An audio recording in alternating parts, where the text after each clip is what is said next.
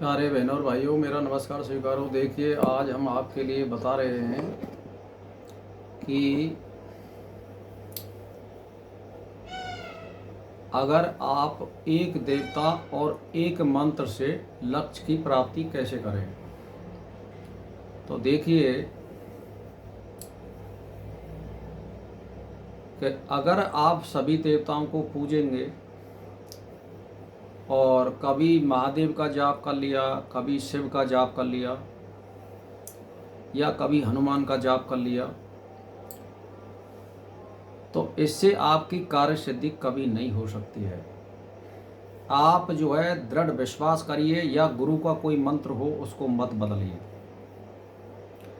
और गुरु पहले आप ये सोच लीजिए, खूब जान करके और परख करके गुरु से मंत्र लेना चाहिए। और गुरु का भी कर्तव्य है कि अपने शिष्य को वो परख ले, और जो वो गुरु मंत्र दे देता है और वो वेद के अनुसार मार्ग प्रशस्त करता है, तो वो ही उत्तम मार्ग माना जाएगा। यानी मान लीजिए बहुत सी संस्थाएं इंडिया में या विदेशों में ऐसी चल रही हैं जो शास्त्र के विरुद्ध हैं और वो नाम दाम दे रही हैं। तो देखो, मैं तो कुछ भी नहीं कह सकता, लेकिन वे वेद के अनुकूल नहीं हैं और वो आपके लिए मार्ग जो है उत्तम मार्ग नहीं कहलाएगा। जैसे मान के चलिए, आप उनके ग्रंथों को पढ़िए, उसमें क्या लिखा हुआ है। पहले तो ये देख लीजिए कि वेद में कोई किसी से द्वेष भाव नहीं किया गया है ज़्यादातर वेदों में, और उन वेदों में उत्तम मार्ग बताया गया है और सरल मार्ग बताया गया है, और एक परमात्मा की उसमें पूजा बताई गई है। एक परमात्मा का मतलब है, आप हमारे संस्कृति के अनुसार हनुमान, राम, कृष्ण, महादेव, देवी दुर्गा, गणेश आदि का आप जाप करिए, और एक जो आपके गुरु ने मंत्र दिया उस टेस्ट को पकड़ लीजिए, तो उन्हीं का आप अध्ययन करिए। और आप मान के चलिए कि हनुमान जी का आप जाप कर रहे हैं और माँ भगवान कृष्ण की पूजा कर रहे हैं, तो उसको अपने इष्ट में ही देखिए, वो कोई उससे अलग नहीं होते हैं। असली प्रक्रिया तो दृढ़ निश्चय की यही है कि ये हनुमान में ही कृष्ण समाहित हैं, या महादेव का जो कोई जाप कर रहा है महादेव और फिर वो राम की पूजा कर रहा है, तो राम में और महादेव में कोई भेद नहीं समझना चाहिए। मंत्र वही चलना चाहिए जो गुरु ने दिया है या आप जिसका जाप कर रहे हैं, तभी आपको कार्य सिद्धि हो सकती है। और बार बार मंत्र बदलोगे। और एक बात और है कि मंत्र को निश्चित कर लेना चाहिए कि हमें कितने घंटे या कितनी माला जाप करनी चाहिए, उसका एक लक्ष्य होना चाहिए।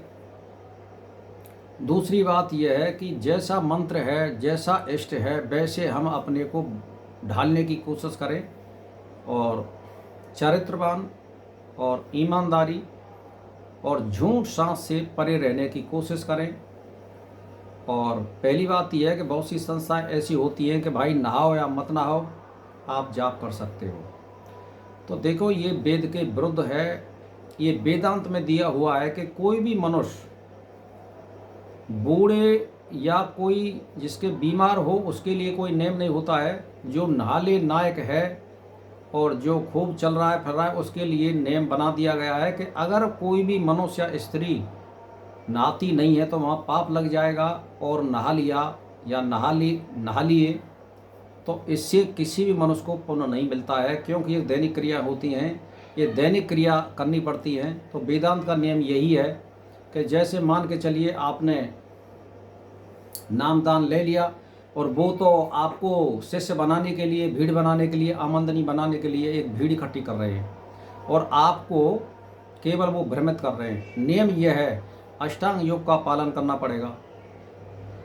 उसमें 5 नियम होते हैं। उसमें ब्रह्मचारी भी है, संतोष भी है, धन संग्रह भी नहीं करना है, किसी की चोरी भी नहीं करनी है, किसी की बुराई भलाई नहीं करनी है, सभी उसमें नियम आते हैं। तो ये नियम में बनने के लिए आपको सत्य मार्ग पर चलने के लिए इष्ट की प्राप्ति तभी हो सकती है, तभी साक्षात्कार हो सकता है। यदि आप किसी भी इष्ट का साक्षात्कार करना चाहते हैं या उसकी प्राप्ति करना चाहते हैं या अपने लक्ष्य को प्राप्त करना चाहते हैं तो आपको सहज और ईमानदारी का पाठ करना पड़ेगा। चाहे आप किसी भी इष्ट को कर रहे हैं, और नहाना बहुत ही आवश्यक है और कपड़े शुद्ध पहनना बहुत ही आवश्यक होता है। तो बहुत सी संस्थाएं आपको भ्रमित कर रही हैं कि नहाओ मत नहाओ भगवान का भजन कर सकते नहीं है ये, क्योंकि बगैर नहाए पाप लग जाता है। और जो आदमी दोनों समय भजन नहीं कर रहा है, ईश्वर को याद नहीं कर रहा है, वो संध्या बंदन नहीं मानी जाएगी और उसके पिछले पाप खत्म नहीं हो सकते। दोनों समय ईश्वर का स्मरण करने से ईश्वर की प्राप्ति होती है और पिछले जन्म के पाप खत्म होते हैं। और यानी तप करने से, जैसे व्रत करना, एक पांव पे खड़े होकर करना या अन्न का ग्रहण नहीं करना, ये तप में आती हैं। इनसे देखे वही पाप करते हैं भाई और बहनों। तो इस तरह से आप परमात्मा का नाम और स्मरण लीजिए, अपने कार्यों को भी करिए, लेकिन सत्य पर चलने की आप कोशिश करिए। बस इसी के साथ मेरा नमस्कार स्वीकार हो।